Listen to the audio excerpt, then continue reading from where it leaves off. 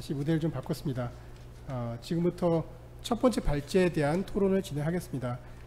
제1부의 토론자는 모두 4분으로 구성이 법학 실무계와 이제 실무계, 그리고 또 업계, 또 공정거래위원회 이렇게 대표하는 분들이 한 분씩 나오셨습니다. 먼저 제 왼쪽부터 한동대학교 조혜신 교수님이고요. 그 다음으로 대전지방법원 천안지원 강우찬 부장판사십니다. 그리고 박성호 사무총장님 마지막에 모실 예정이고요. 그리고 끝에 공정거래위원회 지식산업감식과 이덕규 과장님 나오셨습니다. 이 네 분이 여기 지금 나와 계신 세 분이 먼저 이명 교수님에 대해서 지형 토론을 하시겠습니다. 먼저 한동대 조희신 교수님 부탁드리겠습니다. 네, 나오고 있죠. 네, 한동대학교 조희신입니다. 먼저 귀한 토론의 자리를 주셔서 감사드리고요. 덕분에 훌륭한 발표를 읽고 공부할 수 있는 기회가 되었습니다.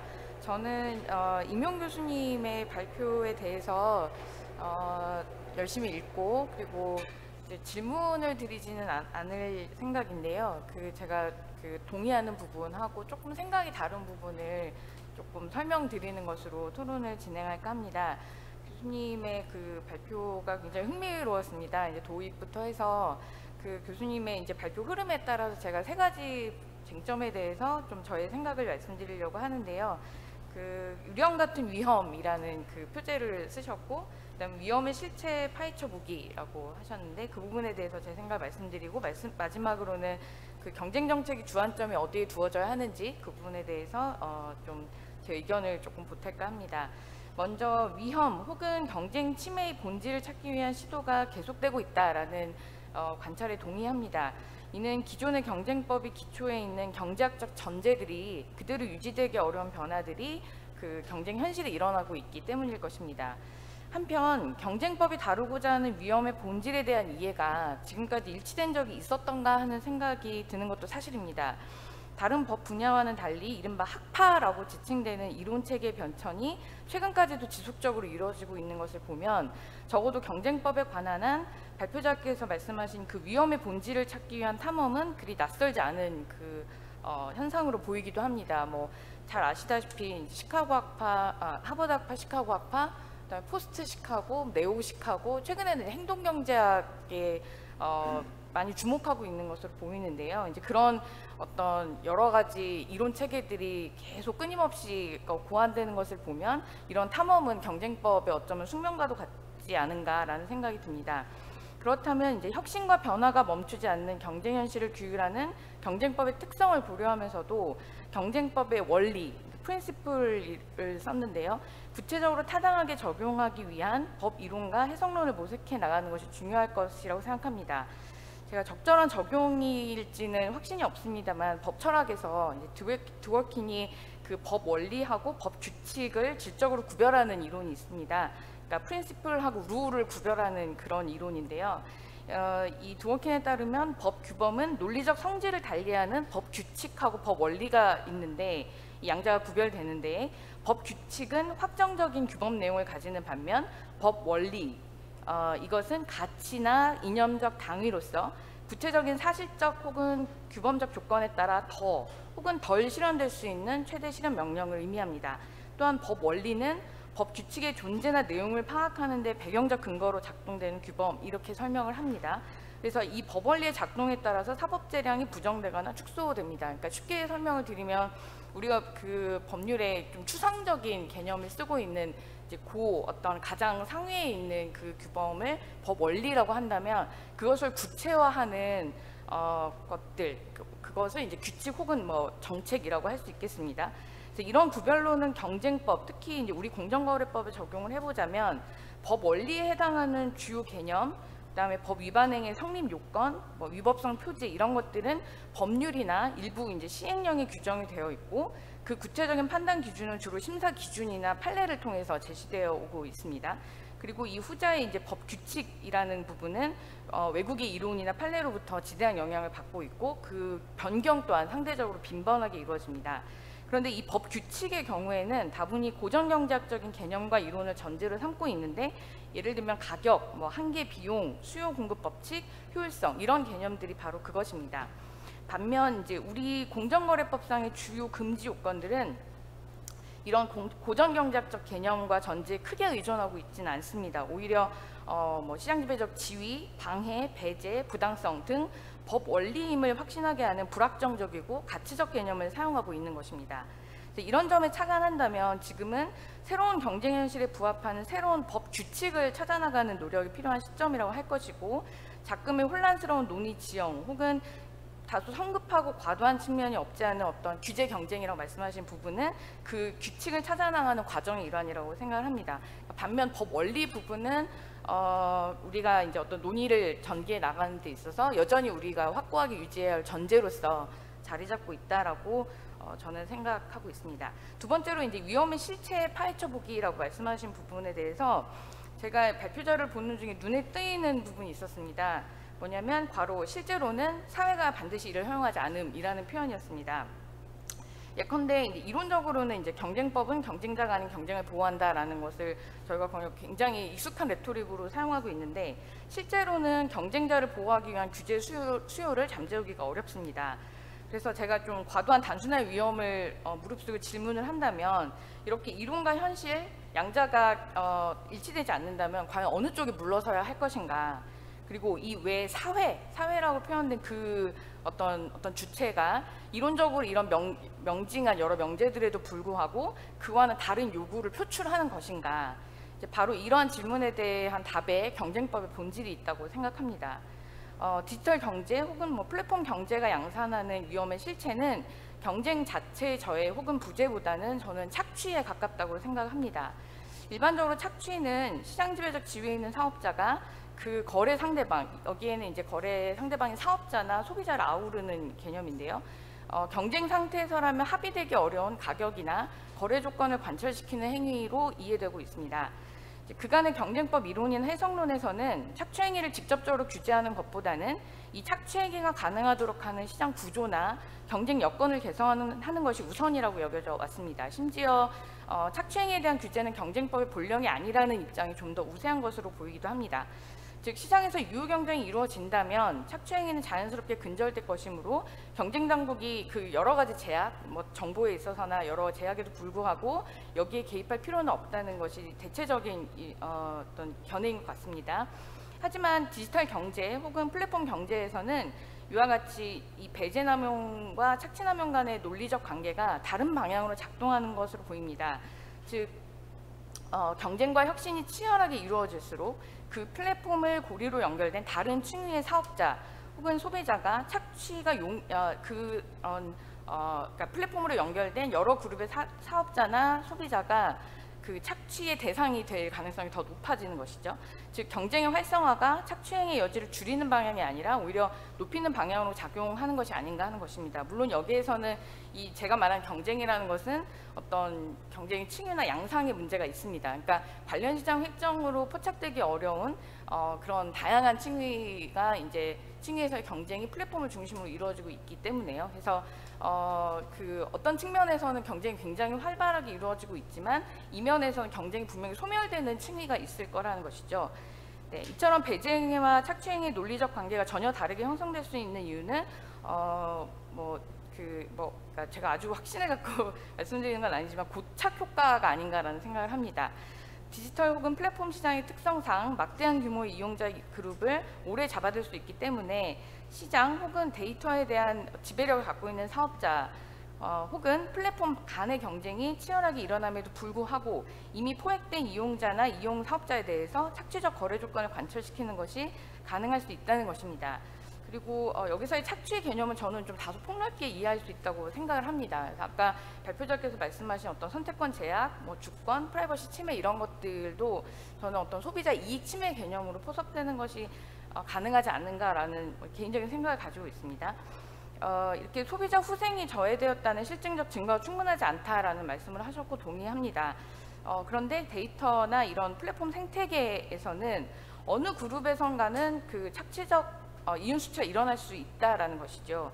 그래서 전통적 산업에서는 단선적 가치 사슬을 전제로 그 엔드 유저에 해당하는 그 소비자 후생 개념을 가지고 이 전체적인 이 행태의 어떤 바람직한지 여부를 판단하지만 이 데이터 혹은 플랫폼 생태계에서는 그것이 어려운 구조라는 것입니다. 매우 복합적이고 유기적인 구조라는 것입니다. 예컨대 전통적 산업에서의 소비자와는 달리 이 플랫폼에서의 소비자 혹은 최종 이용자는 그 비단 뭐 생산 유통 과정을 통해 창출된 가치를 화폐로 전환해주는 역할만 하는 것이 아니라 그보다는 오히려 플랫폼 자체를 구성하고 그 플랫폼의 이용을 통해서 데이터를 생성함으로써 그 플랫폼의 가치를 높이는 일종의 가치 창출자로서의 역할을 하기 때문입니다. 그래서 기존의 어떤 소비자 후생 개념으로는 포착하기 어려운 측면이 있다라고 생각을 합니다. 따라서 이 소비자 후생 개념은 발표자께서 말씀하신 테크워에 있어서 규범적 판단 근거로 삼기에는 좀 적합한 개념이 아닐 수 있다라고 생각합니다. 마지막으로 그러면 경쟁 정책의 주안점을 어디에 두어야 하는가에 대해서 말씀을 드리면 4차 산업혁명 현실에서는 이제 신규 진입 촉진에 그 주안점을 두어야 한다라는 발표자의 주장에 동의합니다. 하지만 다른 한편에서는 이 신규 진입, 즉 플랫폼이 되기 위한 경쟁이 가능하기 위한 조건이 있는데 그게 바로 고착 효과가 억제되어야 한다라는 점입니다. 플랫폼의 이용자를 고착시키는, 그러니까 묶어두는 힘이 강하게 작동을 한다면 플랫폼 간의 경쟁은 물론 플랫폼이 되기 위한 경쟁도 일어나기 어렵지 않을까 하는 점 때문입니다. 이러한 점에서 경쟁 정책의 주안점은 오히려 플랫폼 사업자 혹은 데이터에 대한 그 지배력을 갖고 있는 사업자와의 거래에 그 이용자가 고착된 효과를 억제하고 그리고 이미 고착된 이용자에 대한 착취 행위를 근절하는 것이어야 하지 않을까라고 조심스럽게 주장을 해봅니다. 그리고 이제 발표자께서 주장하신 것과 맥락을 같이 하는지는 모르겠지만 그 플랫폼 일반에 대한 추상적 논의는 별로 동의되지 않는다는 점에 매우 동의합니다. 플랫폼의 원리를 이제 아주 단순하게 정의하자면 사실 플랫폼이 아닌 비즈니스는 생각하기 어렵습니다. 그래서 이 개념이 기대게 되면은 규제 대상을 특정하는 것조차 어려울 수 있기 때문입니다. 그렇기 때문에 아까 제가 말씀드린 법 원리, 그러니까 규칙이 아닌 원리의 어떤 추상성과 탄력성을 10분 활용하는 것이 필요할 것이고 여기에는 이제 그 신중하게 선택된 이론 체계, 그러니까 저는 좀 이 부분을 강조하고 싶은데 어떤 이론 체계를 채택하느냐에 따라서 그 법 해석이나 적용의 원리가 달라질 수 있기 때문에 신중하게 선택된 이론 체계와 법 해석 원칙이 상당히 보태져야 할 것임은 물론입니다. 그래서 공정거래법 3조의 이 시장지배적 지위 남용 규제하고 23조 불공정 거래행위, 특히 거래상 지위 남용 규제의 적극적 해석과 적용을 지지합니다. 특히 시장지배적 지위 남용 행위에 대한 예방적 규제라고 일컬어지는 이 불공정 거래행 규제, 저는 또 한편에서는 좀 미시적 규제라고 말할 수도 있을 것 같은데요. 일반적으로 공정거래위원회가 3조회와 23조를 동시에 적용하기 때문에 동일한 행위에 대해서 어떤 서로 다른 관점과 목적에 따라서 그 거시적 차원, 또 미시적 차원에서의 규제가 가능하겠죠. 그리고 또 포스코 판결에서 말한 이른바 거래관계 측면에서의 그 규제가 가능하기 때문에 그 일본에서 문의했다라고 이제 그 적어주셨는데 이 불공정 거래행위에 대한 규제는 그 효용이 상당히 클 수 있겠다라고 생각을 합니다. 그리고 아까 말씀드린 그 뭐 착취 행위에 그 정책의 주안점이 두어져야 한다라는 저희 주장하고도 또 맥락이 같다고 생각하고요. 그리고 또 포스코 판결에서 확립된 부당성 판단의 법리로부터 상대적으로 자유로울 수 있다는 점에서도 거래상 지위 남용 규제의 적극적 적용을 좀 고려해볼 필요가 있겠다라고 생각을 합니다. 이상입니다. 예, 조혜신 교수님 감사합니다. 사실은 이제 이게 경쟁법 하시는 분들이 나오시다 보니까 경쟁법 한 사람들은 익숙한데 좀 일반인들한테 좀 생소하고 어려운 용어들이 많이 등장을 했습니다. 앞에서 배인 시장력, 또 스티글러 시장력 이런 경제학 개념 등장했고요. 지금도 착취남용, 배인남용 이런 용어가 등장했는데 이 개념을 다 이해는 못하시더라도 지금 발표자와 토론자 사이에 어떤 접근 방식에 좀 차이가 있는 거는 여러분들이 느끼셨을 것 같습니다. 나중에 또 재밌는 토론이 이어질 것으로 기대합니다. 그리고 이제 그 조혜신 교수님 마지막에 거래상 지위남용 규제 이어성에 대해서 말씀하셨는데 강우찬 부장판사님도 아마 연장된 토론이 이어질 것 같습니다. 예, 토론 부탁드리겠습니다. 예, 강우찬입니다. 평소 존경하는 우리 임용 교수님, 아주 스타워즈 매니아이기 때문에 발표도 그만큼 재밌고 즐겁게 들었습니다. 오늘 뭐 그 지정 토론을 맡은 보람이 있었던 시간이 아닌가 그런 생각이 들었습니다. 발표 감사드리고요. 제가 뭐 과문한 토론자가 특별히 이의를 제기할 만한 내용은 없고 저는 아무래도 실무가이기 때문에 거래상지위남용 규제 관련해서 뒤에 이제 발표문 부분에 시간이 다해서 다루지 못하신 부분이 일부 있어서 또 그 부분과 관련돼서 몇 가지 말씀을 드리고자 합니다. 예, 그래서 먼저 거래상지위남용 규제 재발견 부분에 대해서 이제 말씀을 드리려고 하는데요. 플랫폼 사업자가 이제 플랫폼 이용자로 이용자, 그러니까 즉 그에 종속되어 있는 사업자에 대해서 거래상지위 남용 행위를 할 경우에는 뭐 기본적인 컨셉 자체는 종전의 전통적인 규제 법리랑 틀과는 크게 다르진 않을 것으로 생각은 합니다. 근데 아마존 케이스에서 보셨듯이 종래의 전통적인 거래상지위 남용 행위 중에 하나인 그 경영정보 제공 행위를 이제 뭔가 새로운 방식으로 변용해서 아마존이 취득하는 그런 방식의 이제 행태들에 대해서 이제 규제가 들어갈 때에는 이게 어떻게 변용돼서 규제가 될지 약간 재미있었던 그런 부분이 있었고요. 사실은 이 부분은 배달앱이나 이런 다면적 이해관계가 얽힐 때는 종래의 공정거래 저해성이나 부당성 판단 내용이 그대로 또 들어가지는 않게 될 부분이 있어서요.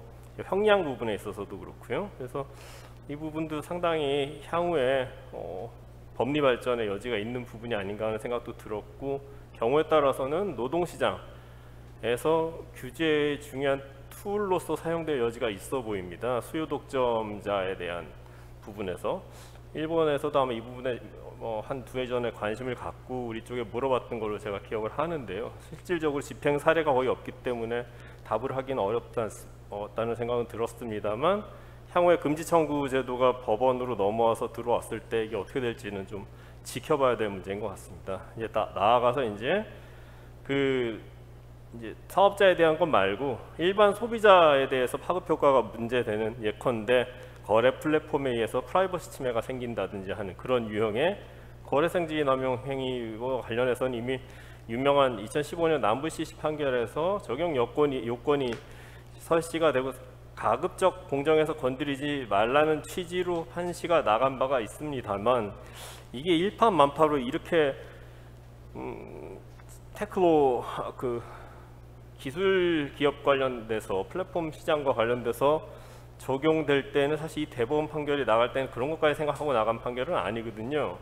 그런데 거기서 적시된 판결에서 이야기한 내용이라는 게 사실 별게 아니라 사업자의 불이익 제공 등으로 불특정 다수 소비자의 피해를 입힐 우려가 있거나 유사한 위반 행위 유형이 계속 반복적으로 발생할 수 있는 등 거래 질서와 관련성이 인정되는 경우는 공정거래 저해 우려가 있다고 볼 수 있다. 이런 식으로 나가 있는 바가 있습니다. 그러면 말씀드렸던 거대 플랫폼의 프라이버시 침해나 일반 소비자와 관련된 여러 가지 착취남용 유사 행위들이 이 조항에 안 걸린다고 보기엔 또 어려울 수도 있거든요. 그러면 결국은 핵심은 공정거래 저해성을 구성하는 거래 질서와 관련성이 무엇인지에 천착이 되게 될 것이고, 이거는 법원이 처음에 이제 생각했던 거와는 약간 또 다른 방향으로 향후 실무가 전개될 수 있지 않을까 하는 예측을 좀 해보게 됩니다. 일본에서 아마 문의가 있었다고 하는 것 같은데, 발표문에 보면은 아마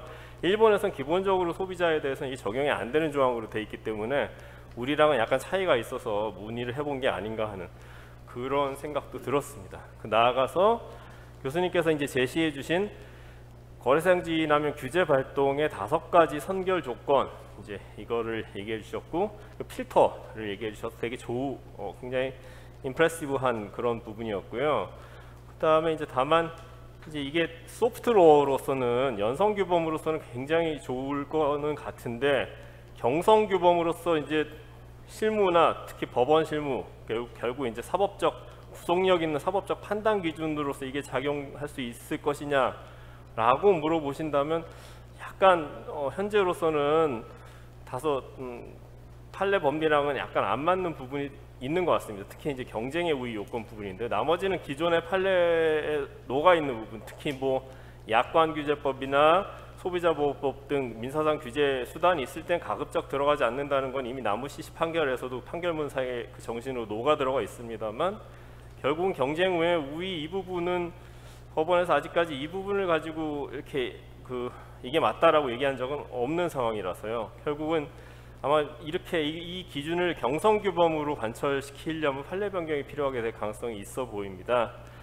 게다가 향후에 이제 금지 청구가 열리면은 이게 어디로 어떻게 튈지는 저도 사실 예측이 잘 안 되는 상황인데, 교수님께서 말씀해주신 이제 원리를 작동시키려면 결국은 첫 번째로 종전의 거래상지위 남용에 관한 기존 규제가 과연 정당성이 없는 거냐, 그리고 나아가서 경쟁에 우위된 5가지 필터가 어떤 경우에 적용되는 건지, 그러니까 플랫폼 사업자 중 뭐가 문제되는 경우 중 어떤 사안에선 적용되고 그렇지 않은 경우는 적용이 안 된다고 봐야 되는 것인지, 그럼 기존의 전통적인 거래상지위 남용 사안에도 이 필터가 적용을 돼야 되는 것인지, 나아가 그렇게 하는 것이 타당한지, 이런 거에 대한 반론을 넘어야 하고 결국 절차적으로는 기존 판례 법률을 갈아엎어야 할 수도 있어서 현실적으로 이게 안착되는 데는, 경성규범으로 안착되는 데 상당히 난제가 있을 것으로 예상이 되긴 합니다. 그래서 이와 관련해서 교수님 고견이 어떠신지가 궁금하고요. 발표문 내용 중에 이제 살짝 언급이 되는데요.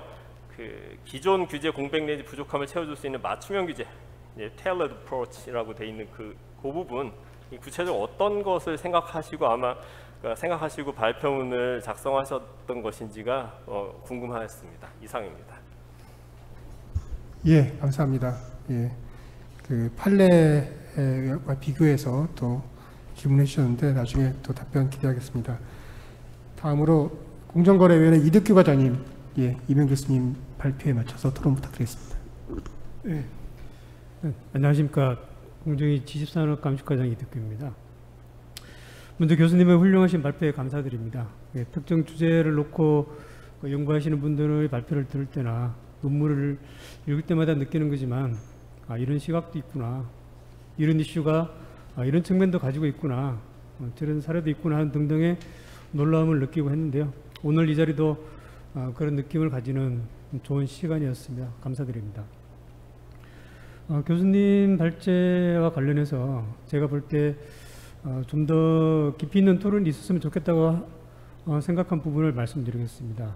교수님의 발제를 간략하게 제가 받아들인 기준에서 요약을 먼저 드리자면은, 디지털 플랫폼 경제에서 거론되는 부작용과 위험을 제거하기 위해서 공정거래법의 등판 요구가 거세지고 있지만, 경쟁은 여전히 살아있고 혁신은 계속되고 있음을 뒷받침할 수 있는 사례가 여러 개 있기 때문에 그런 데는 위험은 실체가 없는 유령에 불과할 수 있다라는 점을 지적하신 것 같고요. 그리고 이어서 시장의 경쟁을 제한하는 위험은 실제하지 않을 수 있지만, 앱스토어 수수료 논란과 같이 사회적으로 허용이 되지 않는 거대 IT 기업의 행위가 있는 사례들을 들어주셨는데요. 이와 관련해서 효율성 침해, 즉 경쟁 제한성 입증이 용이하지는 않지만 사회 정책적 관점에서 볼 때 유럽지 않은 행위를 규제하려는 움직임이 있다. 그리고 최근에 경쟁 수단 내지는 거래 내용의 불공정성에 초점을 둔 공정거래법상의 지위 남용 규제와 동의 의결 제도가 각광을 받고 있다라는 점을 짚어주셨는데요. 공정거래법을 집행하는 기관의 입장에서 보면 사실 디지털 경제에서 혁신 촉진과 경쟁 제한 그 사이에서 경계선을 긋기가 참 어렵다는 사정을 너무나도 잘 이해해 주신 것 같고, 그리고 그에 대한 대안을 기존의 공정거래법 규정에서 찾을 수 있다는 점을 지적해 주신 부분에 대해서 적극 공감을 합니다. 하지만 그럼에도 불구하고 생각해 볼 부분이 있다고 생각하는데요. 교수님은 거대 플랫폼 기업도 치열하게 경쟁할 권리가 보장되나 실제로는 사회가 이를 반드시 허용하지 않는 사례를 두시면서 경쟁은 여전히 살아있고 혁신은 계속된다고 보고 있으신 것 같습니다. 하지만 시각을 조금만 좁혀서 특정 기업의 행위를 들여다보면 다른 생각이 드는 것은 어쩔 수 없는 것 같습니다. 거대 플랫폼 기업의 사업 영역이 내적으로 계속 확대되고 외적으로도 다른 분야로 급속히 뻗어나가고 있기 때문에 이 과정에서 경쟁 제한적 행위라고 판단할 수 있는 사례가 발생을 하고 있다고 생각합니다. 예를 들어서 엠마켓 시장에서 시장 지배력을 가진 사업자가 과도하게 거둬들이는 그 행위 같은 경우를 보면 자신이 속한 엠마켓 시장에서 그것이 과연 경쟁을 제한하는 것이냐, 이 부분은 좀 판단하기 어려운 측면이 있다고 생각합니다. 하지만 그 엠마켓 시장에서 시장 지배력을 가진 거대 기업이 자신이 직접 사업 활동을 영위하는 별개의 시장에 영향을 미치는 경우에는 이야기가 좀 달라진다고 봅니다. 자신의 비용을 낮추고 경쟁자의 비용을 올리거나 소비자에 대한 노출을 차별적으로 하기도 하고요. 결국 그대 플랫폼 기업은 그 플랫폼 자체를 다른 사업 영역에서 경쟁 제한 도구로 활용할 유인은 매우 크다고 생각합니다. 그러니까 이런 견지에서 거래장 지위 남용 규정의 어떤 각광도 물론 중요하지만은 그 시장 지배적 지위 남용의 규제는 여전히 유용하다고 생각하면서 오히려 어찌 보면 이전보다 더 적극적으로 적용될 필요가 있다고 생각하는데, 이에 대한 교수님의 고견을 듣고 싶습니다. 이상입니다. 예, 김영 교수님 종합적으로 답변 부탁드리겠습니다. 그 질문들이 워낙 좋으셔서 역시 그 전문가들의 경우에는 질문조차도 많은 가르침을 주시는 것 같습니다. 그 제가 발표를 다 못 끝냈던 관계로 청취하시는 분들이나 여기 계신 분들 그 조금 이해가 충분히 안 될 수도 있었을 것 같은데 죄송하게 생각을 하고요. 토론자 분들의 질문 하나씩에 대해서 제가 시간 관계에서 하나씩에 대해서만 코멘트나 이렇게 답변을 좀 드리겠습니다. 우선 조 교수님 아주 좋은 말씀을 해주셨고요. 사실 굉장히 좋은 문제 제기입니다. 먼저 제가 지금 거래상 지위 남용에 대해서 다시 한번 보자고 하는 것이 아마존 사건에서와 같이 실증하기 어려운 뭔가 경쟁의 효율성 침해 또는 경쟁 제한 자체가 잘 안 보이는 거죠. 그리고 단기적으로 오히려 소비자 후생이 증대되는 것 같기도 하고요. 그런 행위로 인해서. 그러면 그 경우는 어떻게 할 것이냐? 지금 유럽의 경우에는 뉴 컴피티션 툴 또는 다른 곳에서도 아예 입증 책임을 완화하자, 또는 아예 그냥 일단 모르겠고 일단 규제를 해보자, 이런 식으로 그래서 일종 규제로 가자라는 쪽으로 확 가고 있는 겁니다. 그래서 제가 그 부분에 대해서 우리의 경우에는 그럴 필요가 없다는 겁니다. 제 가장 큰 포인트는 지금 뭔가 시장 전체가 문제가 있고 구조적으로 뭔가 이게 극복할 수 없는 정말 근본적인 문제가 있으면 우리가 일종 규제, 플랫폼 규제, 아예 플랫폼 법 이렇게 특수하게 만드는데 과연 그 정도냐?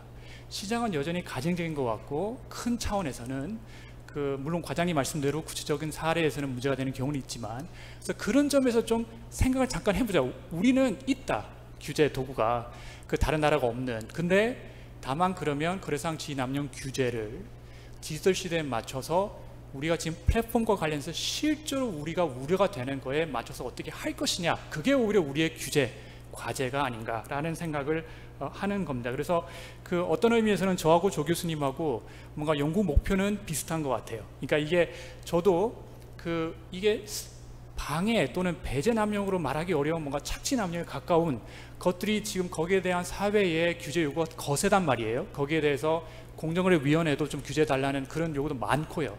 그러면 거기에 대해서 어떤 식으로 우리가 규제할 것이냐, 거기에 대해서 어떤 이론을 적용할 것이고 어떤 식으로 집행을 해야 되느냐, 이런 게 이제 과제인 것 같습니다. 그래서 그 부분에 대해서는 전 전적으로 공감을 하고요.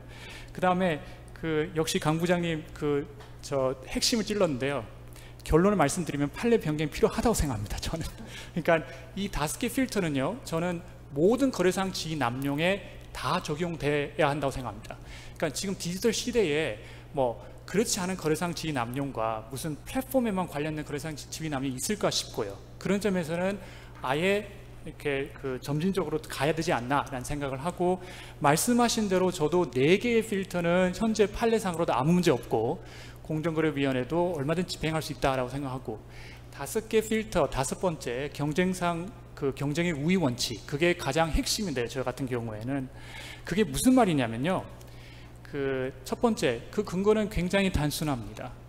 우리나라 공정거래법이요, 목적에 공정하고 자유로운이라고 하고 있지만 공정과 자유로움을 촉진하는 게 아니고 공정하고 자유로운 경쟁을 촉진하는 걸 목적으로 하고 있습니다. 그래서 경쟁의 우위는 실제로는 입법자의 의도라고 생각을 하고요.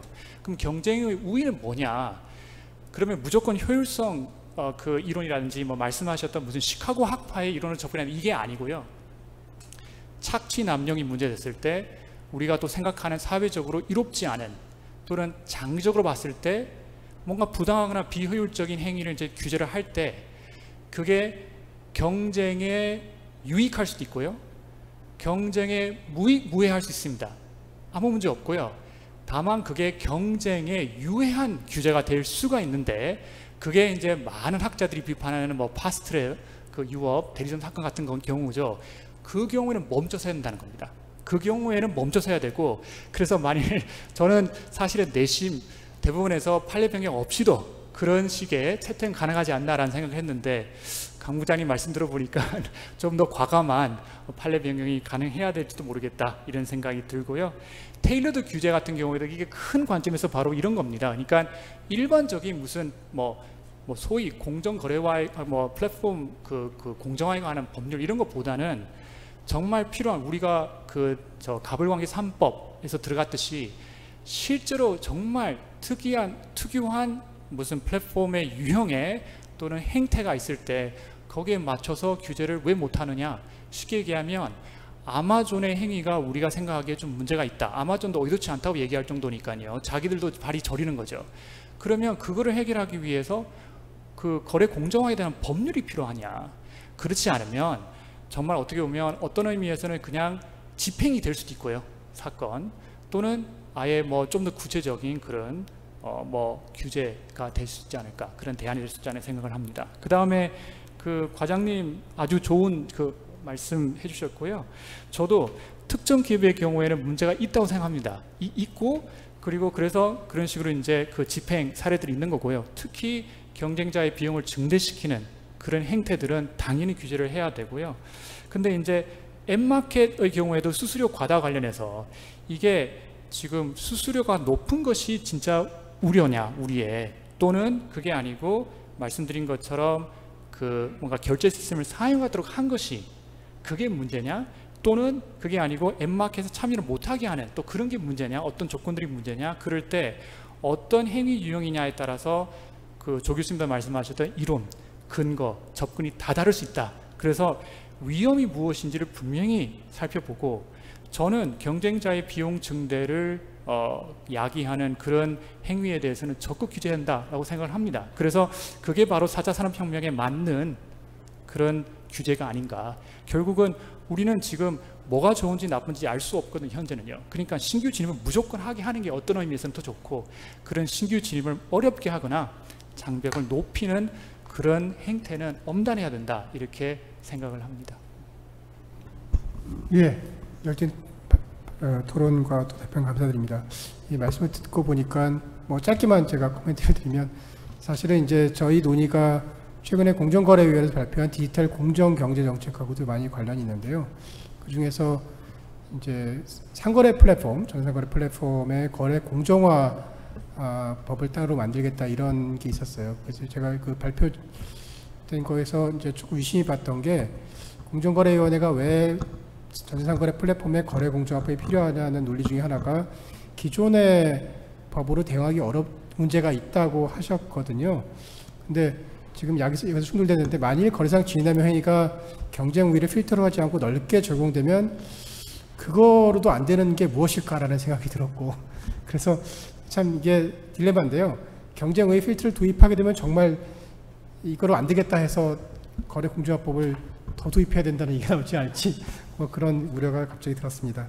예, 이 유영 교수님 발표 토론을 마치고요. 주인열 교수님이 지금 준비하고 계시는데요. 예, 이 앞자리에 나오시면서 바로 진행해 주시면 감사하겠습니다.